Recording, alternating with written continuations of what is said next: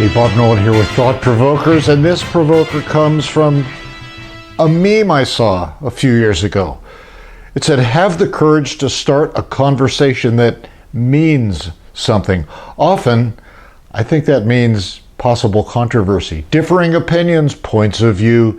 In a phrase, not always so comfy. I heard another one on a talk show the other day along the same line. The guy said, you're never going to change any bad thing that you're willing to tolerate. So sometimes you may have to stick your neck out and say what you need to say and say what needs to be said, and then let the games begin. Shooting the breeze or complaining about the weather can be fun, chit-chat, but not necessarily meaningful all the time. We can walk away thinking we had a really important conversation. Maybe not so meaningful though, even though just hanging out with chatty conversation can have some real good feel-good moments. Now, look at these words coming up. Do any of these words sound good or attractive to your daily routine? I suppose probably not. But just like, stuff like fire, electricity, nuclear power, those can all be destructive, but if employed properly and with some common sense and even some wisdom from above, those words you just saw can be implements of goodness, provocations toward improvement in any relationship. In fact, they might not only be okay, but maybe even essential to some good results. Let me just throw out a homegrown example for you. When my kids would misbehave, that's ancient history, they're all grown up, I'd get angry. My initial anger would provoke me to do what had to be done.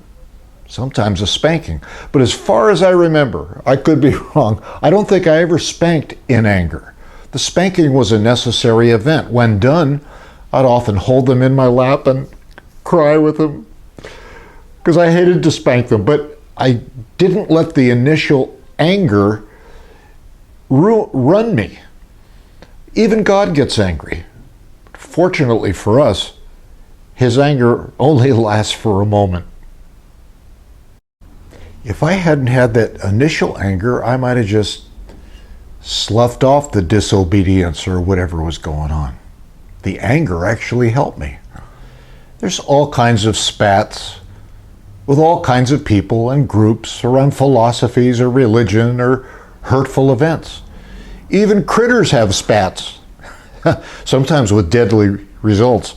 If two persons in a conflict know how to fight fair and argue with care, they have the potential to have a more healthy, meaningful, and dynamic relationship than before the conflict. Oh yeah, but somebody needs the courage to start something meaningful. Now I'm going to mention a few negatives to avoid, if possible. And these are big generalities. Sometimes just getting rid of communication debris and stupid stuff can clear the way towards something good. Stuff like understanding, resolve, agreement, maybe even apologies. Then there's the old cliche that sometimes we agree to disagree, and sometimes that's really all you get. And some conflicts take more than one conversation to resolve. You think? Some of this stuff is just so obvious. Maybe obvious stuff needs to be even more obvious by just bringing it up like I'm trying to, and even giving it some personal thought provocation. Don't blame me. I was influenced by my dear friend, Captain Obvious. It wasn't my fault. Now, some of these are conversation showstoppers. Really, really obvious, like name calling, cursing at people, mentioning the person's mother. When I was a kid, in an angry moment, you might say to your opponent, "Your mother wears army boots."